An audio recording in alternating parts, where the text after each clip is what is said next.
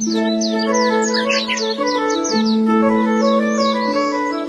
बार की बात है, एक पिता और उनकी दो बेटियां एक दूर के देश में रहते थे।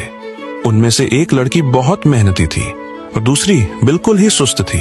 सुस्त बेटी, आप तो पहले ही सफाई कर रहे हो, मैं क्यों अपने हाथ गंदे करूं? उनका बूढ़ा पिता दिन भर काम करता और शाम को बस सूप और सूखी रोटी खाता था। एक दिन पिता ने दोनों बेटियों से कहा, पिता, मेरी प्यारी बेटियों, अब तुम दोनों बड़ी हो गई हो।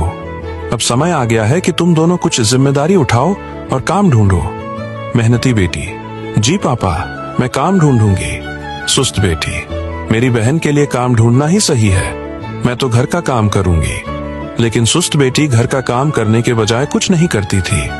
घर दिन ब दिन और गंदा होता जा रहा था। दूसरी तरफ मेहनती बेटी काम ढूंढने निकल पड़ी।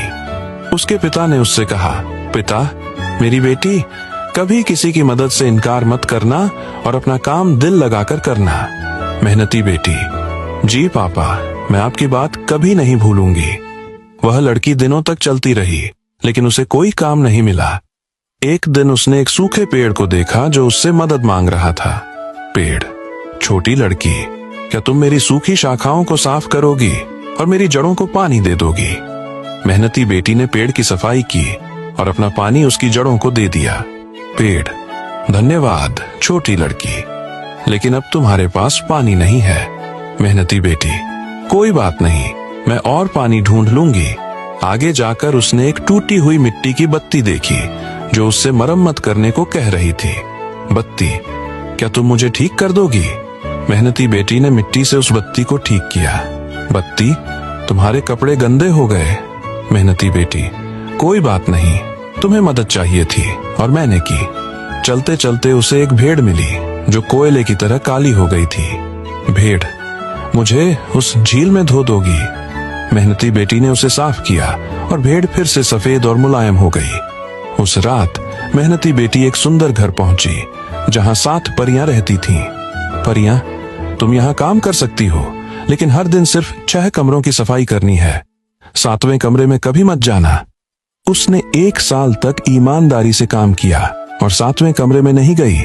जब उसने वापस घर जाने की इच्छा जताई तो परियों ने उसकी ईमानदारी के लिए उसे इनाम दिया। परियां, 7वें कमरे में जाओ और जितने चांदी और सोने के सिक्के चिपक जाएं, वे तुम्हारे हैं। उसके बाद पेड़, बत्ती और भेड़ ने भी उसे इनाम दिया। जब वह घर पहुंची, उसकी सुस्त बहन ने यह देखा और उसने भी वहां जाने का सोचा, लेकिन सुस्त बेटी ने किसी की मदद नहीं की। और जब उसने 7वें कमरे में झांका तो उसे मधुमक्खियों और चमगादड़ों ने काट लिया। जब वह पेड़, बत्ती और भेड़ के पास गई तो उन्होंने भी उसकी मदद नहीं की। आखिर में सुस्त बेटी समझ गई कि ईमानदारी और मेहनत से ही सुख मिलता है। सुस्त बेटी, अब मुझे समझ आया ईमानदारी और मेहनत का असली महत्व। अब मैं भी बदल जाऊंगी। उसके बाद दोनों बहनें मिलकर काम करने लगीं और उनका परिवार हमेशा खुश रहा। तब से दोनों बहनें एक टीम बनकर जीवन की हर चुनौती को मिलकर समाधान करने लगीं। दोनों के परिश्रम और ईमानदारी की कहानी दूर दूर तक चर्चित हुई। उनका परिवार सुख, शांति और समृद्धि का प्रतीक बन गया और सभी को प्रेरणा देने लगा कि मेहनत और ईमानदारी का फल हमेशा मीठा होता है।